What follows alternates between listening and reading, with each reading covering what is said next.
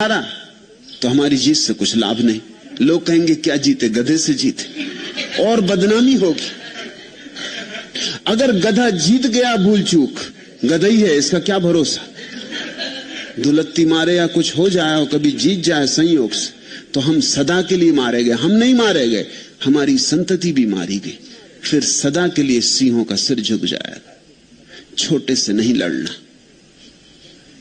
मैं भी तुमसे यही कहता हूं, छोटे से मत लड़ना। लड़ना हो तो कोई बड़ा दुश्मन चुनना। जितना बड़ा दुश्मन चुनो उतना लाभ है। लड़ना हो तो धूम्रपान मत चुनना, ध्यान चुनना। लड़ो तो सिंह से लड़ो। हारे तो भी कहने को तो रहेगा कि सिंह से हारे।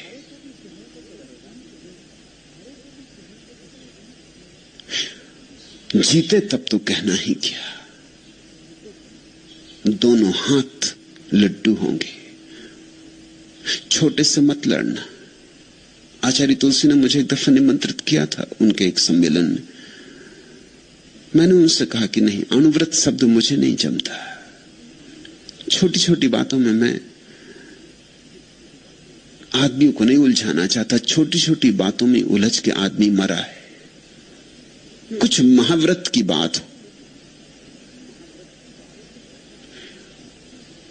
और ये बड़े मजे की बात है कि छोटे से आदमी अक्सर हार जाता और बड़े से जीत जाता। ये गणित बड़ा बेबूझ है।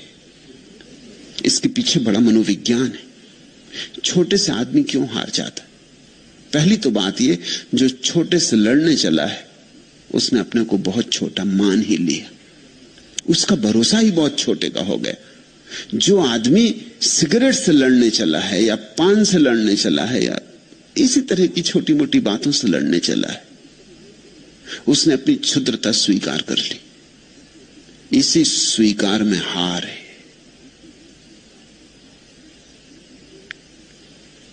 समझदार आदमी सिगरेट से लड़ता नहीं। अगर नहीं पीना है तो सिर्फ छोड़ देता। लड़ता नहीं। नहीं पीना तो नहीं पीता। कौन कहता है कि पियो? सिर्फ छोड़ देता है बिना लड़े। उसे बात दिख गई कि नहीं जस्ती, कोई सार नहीं है। उस अंतर्दृष्टि में ही छूटना हो जाता। बिना लड़े हो जाए तब तो ठीक। जो आदमी कहता है लंगोटी बांधूंगा, दंड बैठक लगाऊंगा, इससे लड़ूंगा, वो पहले से हारने की बात पक्की हो गई उसकी। वो पहले से डरा हुआ है। वो घबरा रहा है। उसकी घबराहट उसे कपा रही। वो जानता है कि मैं जीतने वाला नहीं। वो जानता है कि घड़ी भर सिगरेट न पीऊंगा तलफ उठेगी, फिर क्या होगा। ऐसा हुआ।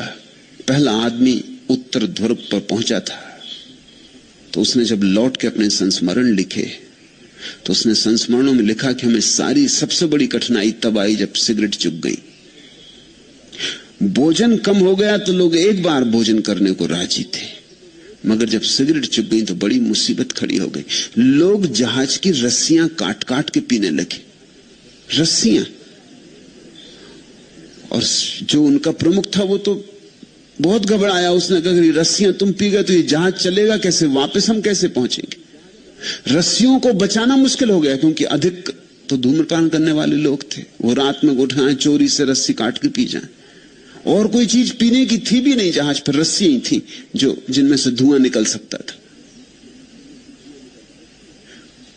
बामुश्किल वो लौट पाए उन रस्सियों को किसी तरह बचा बचा के। एक आदमी ये पढ़ रहा था अखबार में, हाथ में सिगरेट लिए। उसे ख्याल आया कि अगर मैं भी उस यात्रा में होता और वो श्रृंखलाबद्ध धूम्रपान करने वाला था, चेन स्मोकर था, एक सिगरेट से दूसरी जलाए, दूसरी से तीसरी जलाए, सिगरेट हाथ से छूटे ही नहीं। अभी भी अखबार पढ़ रहा था, लेकिन उसे लगा कि अगर मैं उस यात्रा में होता तो क्या मैंने भी जहाज की गंदी रस्सियां पी होती, मैंने भी। और उसने हाथ से सिगरेट छोड़ दी। उसने कहा मैं देखूंगा जब इतनी तलफ मुझ में उठे कि मैं जहाज की सड़ी गली रस्सियां को धूम्रपान कर जाऊं, तभी सिगरेट हाथ में उठाऊंगा। 30 साल बीत गए, उसने सिगरेट हाथ में नहीं उठाई। ये बिना लड़े छोड़ना है, ये सिर्फ एक बात दिखाई पड़ गई कि तो हद मूढ़ता की बात है, मगर ये क्या मेरी भी दशा यही होगी? ऐसा सोचते ही सिगरेट हाथ से छोड़ दी कहना शायद ठीक नहीं, छूट गई। लड़ा नहीं। सिगरेट और माचिस सदा टेबल पर रखी रही 30 साल तक, जब तक वो मरा नहीं। इस प्रतीक्षा में रहा कि उस दिन पीऊंगा जिस दिन ऐसी दशा हो जाएगी कि अब कुछ भी पी सकता हूं, मगर वो दशा कभी नहीं हुई। और वो बहुत हैरान हुआ, तलफ उठी ही नहीं। तुम तलफ उठने के पहले ही माने हो कि उठेगी, उठने ही वाली है, बचना मुश्किल है। तुम्हारी मान्यता ही तुम्हें भरमा रही है। छोटे छोटे क्षुद्र बातों से मत लड़ना। और बड़ी तो एक ही बात है, लड़ना हो तो परमात्मा के लिए लड़ना, लड़ना हो तो ध्यान के लिए लड़ना, वहां पूरी ऊर्जा लेकर लड़ना।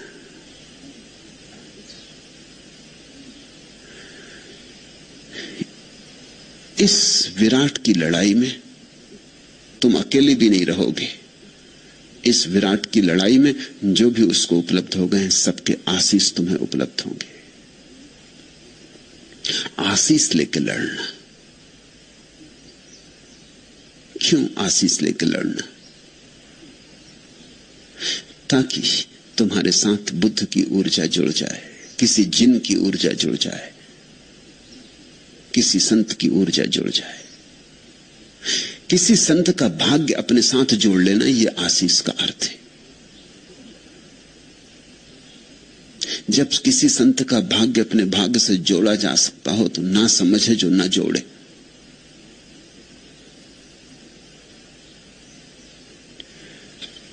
बुद्ध का आशीष लिया, चाहते थे ध्यान की गहराइयों में उतरना है। समाधि से कम उनका लक्ष्य नहीं था, इससे कम लक्ष्य रखना भी नहीं। छोटे छोटे लक्ष्य रखना ही नहीं। दूर आकाश के तारे पे आंख होनी चाहिए।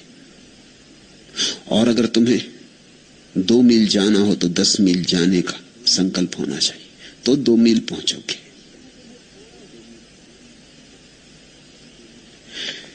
जितना तुम्हें पाना हो उससे बड़ा संकल्प रखना। अक्सर लोग उल्टा कर लेते, जाना तो चाहते हैं सूरज तक, संकल्प बड़ा छोटा सा होता है, दिए तक पहुंचने का भी नहीं होता। फिर सूरज तक कैसे पहुंचोगे? संकल्प तो आत्यंतिक होना चाहिए। जिन लोगों ने धन को चुना है संकल्प की तरह, उन्होंने बड़े क्षुद्र को चुन लिया। जिन्होंने ध्यान को चुना है उन्होंने ही ठीक चुना। चुनौती बड़ी चाहिए ताकि तुम्हारे भीतर सोई हुई शक्तियां जाग जाएं। इसलिए क्षुद्र के साथ लड़ाई में हार हो जाती, क्योंकि क्षुद्र के चुनौती में तुम्हारे भीतर सोई हुई शक्तियां जागती ही नहीं। शक्तियां जागती तभी हैं जब उनके सामने खतरा खड़ा हो जाए। बड़ी चुनौती दो। जितनी बड़ी चुनौती होगी उतना ही विराट तुम अपने भीतर जागते हुए पाओगे। चुनौती का सामना करना है, चुनौती से जूझना है। तुमने कभी ख्याल किया, अगर किसी कठिनाई के समय में तुम जूझ पड़ते हो तो तुम्हारे भीतर बड़ी ऊर्जा होती जैसी सामान्यता नहीं होती। समझो कि घर में आग लग गई, तुम थके मांदे आए थे कि 7 दिन से यात्रा कर रहे थे और सारा शरीर टूट रहा था, और तुम बिल्कुल थके मांदे थे और भूखे थे और चाहते थे कि किसी तरह भोजन करके गिर पड़ो बिस्तर में और खो जाओ 2 दिन के लिए बिस्तर में, 2 दिन उठने ही नहीं। घर आए, खाने की तो बात दूर, देखा कि घर में लपटें लगी, आग जल रही, सब भूल गए। 7 दिन की थकान, शरीर का टूटा फूटा होना, भूख, निद्रा सब गई। एक क्षण में कोई ज्योति तुम्हारे भीतर भभक के उठी, एक ऊर्जा उठी, तुम जूझ गए। अब शायद तुम रात भर आंख से लड़ते रहो और नींद नहीं आएगी।